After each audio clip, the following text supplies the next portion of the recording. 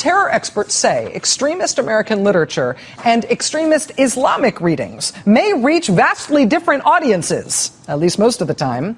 But the themes are largely the same. Both suggest wide-ranging plots by the U.S. and Israeli governments that time is running out before an intended apocalypse, and that heroes must act before it is too late. I mean, really, pick your poison, right?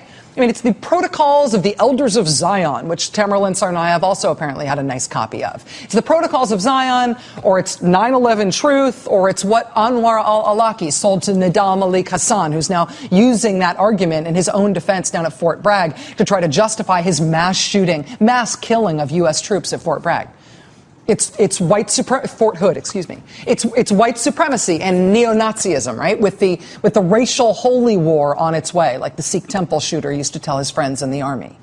It's the Boston bombing was really carried out by the government, and 9/11 was really carried out by the government, and Waco and false flags and all the rest, right? Pick your poison. There's always been an appeal to this necrotizing conspiracy theory radicalism, which almost always butts up against justifying violence, justifying some sort of cockamamie, violent, heroic resistance by the select few who are awake and can see the truth, even though everybody else is lulled to sleep.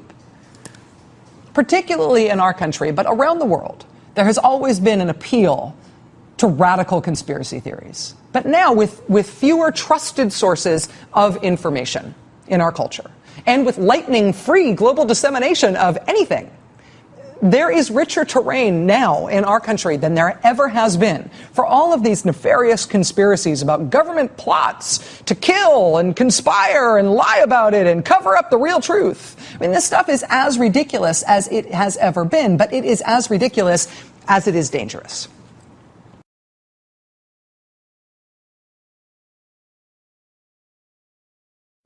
In Florida today, the father of Ibragim Todashev arrived from Russia to try to start figuring out why his son is dead.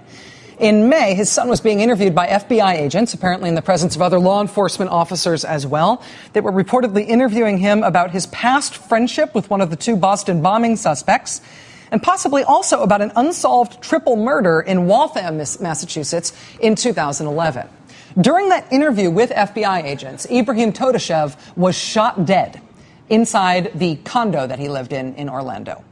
Contradictory law enforcement leaks said initially that Mr. Todashev was armed with some kind of knife, and then that he wasn't.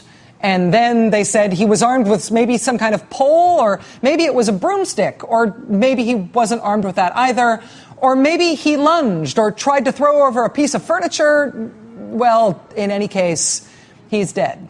And we have no detailed official explanation as to what happened. The most information we've got is unofficial and cannot be confirmed by any official sources. In Russia, his family publicly released what they say are photos taken of Mr. Todashev's body in a morgue in Florida, showing what appear to be 7 bullet holes, 6 to his torso and 1 to the back of his head. There is no local investigation of this shooting in Florida.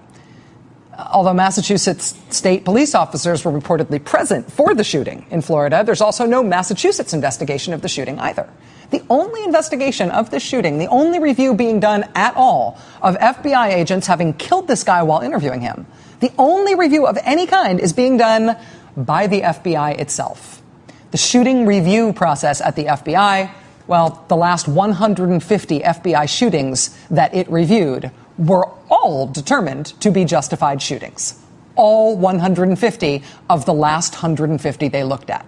Case closed. That's it.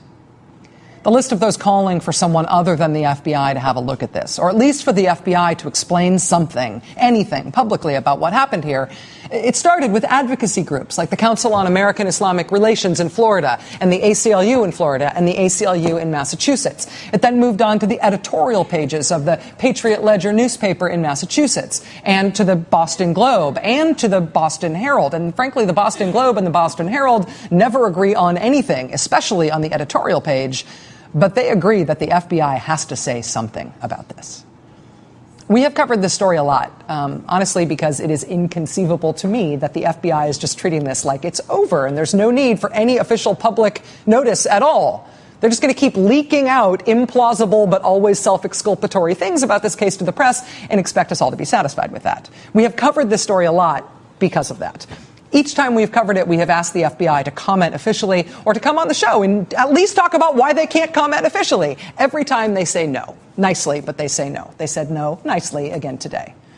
But they also now have to answer to this young man's father, who has arrived today from Russia.